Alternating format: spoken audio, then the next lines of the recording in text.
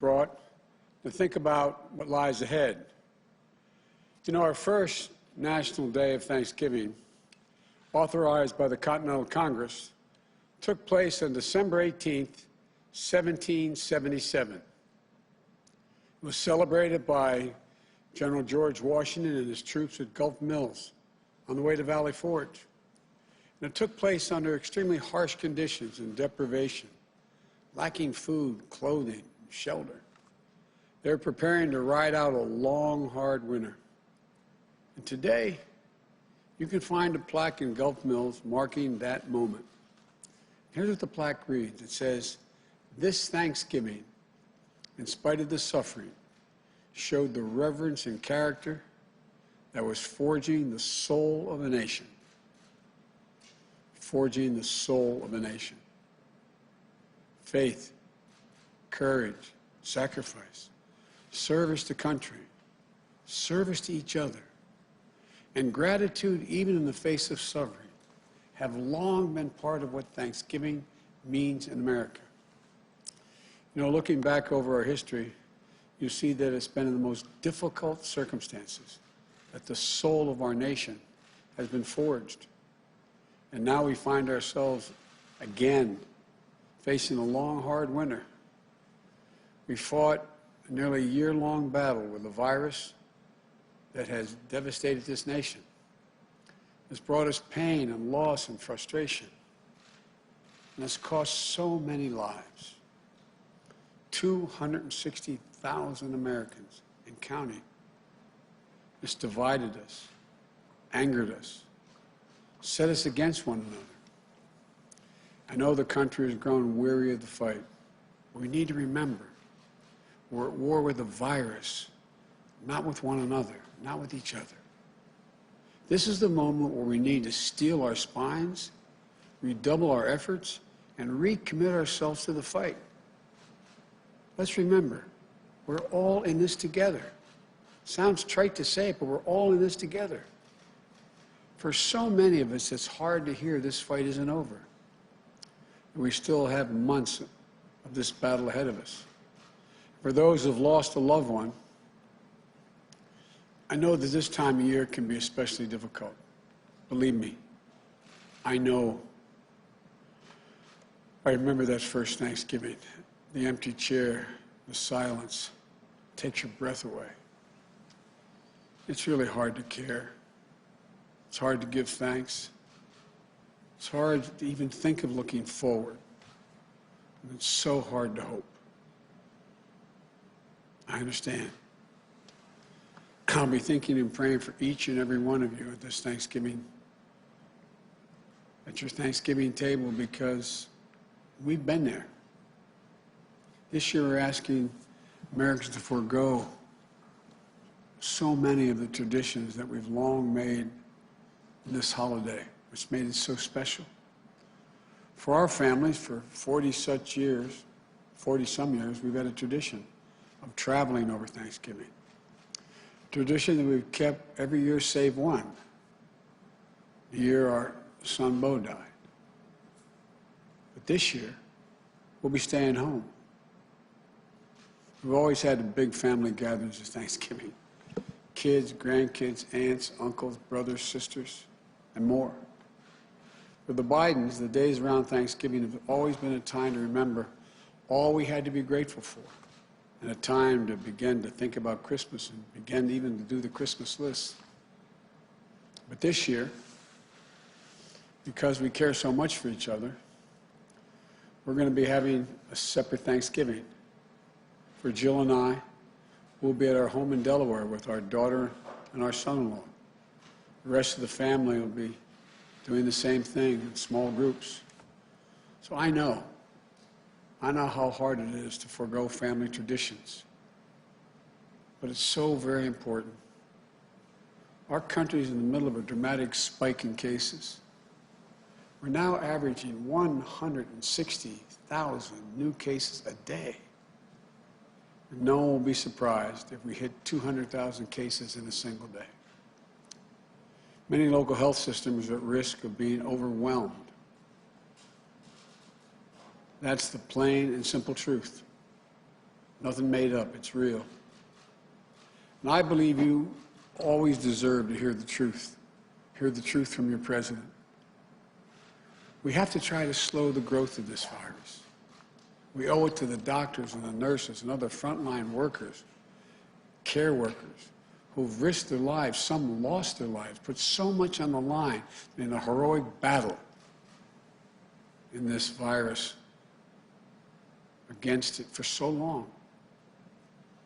You know, we owe that to our fellow citizens who need access to hospital beds and care to fight this disease. We owe it to one another. It's literally our patriotic duty as Americans. It means wearing a mask, keeping social distancing, limiting the size of any group we're in. Until we have a vaccine, these are the most effective tools to combat the virus. Starting on day one of my presidency, we will take steps that will change the course of this disease. More testing will find people with cases and get them away from one another, slowing the number of infections. More protective gear for businesses and our schools to do the same, reducing the number of cases. Clear guidance will get more businesses and more schools open. We all have a role to play in beating this crisis. The federal government has vast powers to combat the virus. And I commit to you, I will use all of those powers to lead a national coordinated response. But the federal government can't do this alone. Each of us has a responsibility in our own lives to do what we can do to slow the virus. Every decision we make matters. Every decision we make can save lives. None of these steps we're asking people to take are political statements. Every one of them is based on science, real science. Now, the good news is there has been significant record-breaking progress made recently in developing a vaccine. And several of these vaccines look extraordinarily effective. And it happens that we're on track for the first immunization to begin by late December, early January. Then we'll need to put in place a distribution plan to get the entire country immunized as soon as possible, which we will do, but it's going to take time. I'm hoping the news of the vaccine will serve as an incentive to every American to take these simple steps to get control of the virus. There's real hope, tangible hope. So hang on. Don't let yourself surrender to the fatigue, which I understand it is real fatigue. I know we can and we will beat this virus. America's not going to lose this war. We'll get our lives back. Life is going to return to normal, I promise you. This will happen. This will not last forever. So yes, it's been a really hard year, particularly hard for over 250,000 people and their families. But I still believe we have much to be thankful for.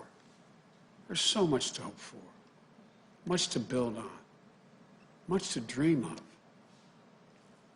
Here's the America I see, and I believe it's the America you see as well. America that faces facts, an America that overcomes challenges, an America where we seek justice and equality for all people, an America that holds fast to the conviction that out of pain comes possibility, out of frustration comes progress, and out of division, unity. You all know in our finest hours, that's who we've always been, and that's who we shall be again. For I believe that this grim season of division, demonization, is going to give way to a year of light and of unity. Why do I think so? Because America is a nation not of adversaries, but of neighbors. Not of limitations, but of possibilities. Not of dreams deferred, but of dreams realized. I've said many times that this is a great country. We are a good people. This is the United States of America.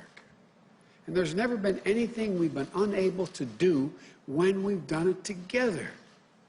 Think of what we come through. as a nation. How many things we've come through? Centuries of human enslavement, cataclysmic civil war, exclusion of women from the battle box, world wars, Jim Crow, the long twilight struggle against Soviet tyranny that could have ended not in the fall of the Berlin Wall, but in nuclear Armageddon. Look, I'm not naive. I know that history is just that, history. But to know what came before, what's come before, what's happened before, can help arm us against despair. Knowing that previous generations got through the same universal human challenge that we face. The tension between selfishness and generosity, between fear and hope, between division and unity. And what was it that brought the reality of America into closer alignment with the promise of reality, justice, and prosperity? Sounds corny, but it was love, plain and simple. Love of country. Love of one another. We don't talk much about love in our politics. The political arena is too loud, too angry, too heated. To love our neighbor as ourselves is a radical act. It is what we're called to do. We must try. For only in trying, only in listening, only in seeing ourselves as bound together in what Dr. King called the mutual garment of destiny, can we rise above divisions and truly heal. Look, we all know America's never been perfect, but we've always tried to fulfill the aspiration of the Declaration of Independence, that all people are created equal, created in the image of God. And we've always sought to form a more perfect union. What should we give thanks for this season? Well, first, let's be thankful for democracy itself. In this last election, the one that just took place, we've seen record numbers of Americans exercise their most sacred right, that of the vote, to register their will at the ballot box. Think about that. In the middle of a pandemic, more people voted this year than have ever voted in the history of the United States of America. Over 150 million people cast a ballot. Simply extraordinary. Many of them waiting in line 5, 6, 7, 8 hours to vote. If you want to know what beats deep in the heart of America, it's this: democracy. The right to determine our lives, our government, and our leaders. The right to be heard. Our democracy was tested this year. And what we learned is this: the people of this nation are up to the task. In America, we have full and fair and free elections. And then we honor the results. The people of this nation and the laws of the land won't stand for anything else. Through the vote, the noblest instrument of nonviolent protest ever conceived, we remained anew and were reminded anew that progress is possible, that we the people, have the power to change what Jefferson called the course of human events. And with our hearts and our hands and our voices, today we can be better than yesterday. And tomorrow we can be still better than that day. You know, we should be thankful, too, that America is a covenant, an unfolding story. That we have what we need to create prosperity, opportunity, and justice. Americans have grit and generosity, a capacity for greatness, and reservoirs of goodness. We have what it takes. Now we have to act.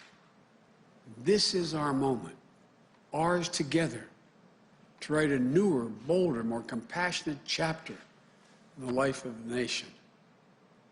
The work ahead is not going to be easy. It will not be quick.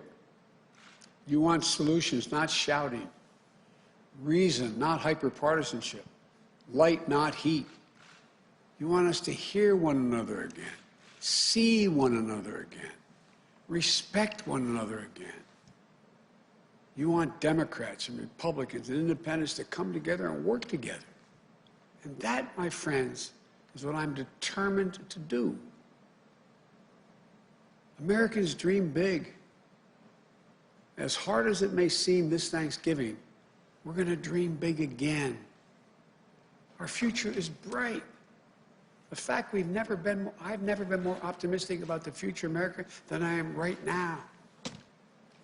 I, honest to God, believe the 21st century is going to be an American century. We're going to build an economy that leads the world. We're going to lead the world by the power of our example, not just the example of our power. We're going to lead the world on climate and save this planet. We're going to find cures for cancer and Alzheimer's and diabetes. I promise you. We're going to finally root out systemic racism in this country. And this Thanksgiving, in anticipation of all the Thanksgivings to come, let's dream again. Let's commit ourselves to thinking not only of ourselves, but of others as well. For if we care for one another, if we open our arms rather than brandishing our fist, we can, with the help of God, heal. And if we do, and I'm sure we can proclaim the psalmist, with the psalmist who wrote these following words: "The Lord is my strength and my shield, and with my song I give thanks to him." I give thanks now for you, for the trust you've placed in me. Together, we'll lift our voices in the coming months and years, and our song shall be of lives saved, breaches repaired, a nation made whole again. Folks, from the Biden family to yours, wherever and however you may be celebrated, we wish you a happy Thanksgiving.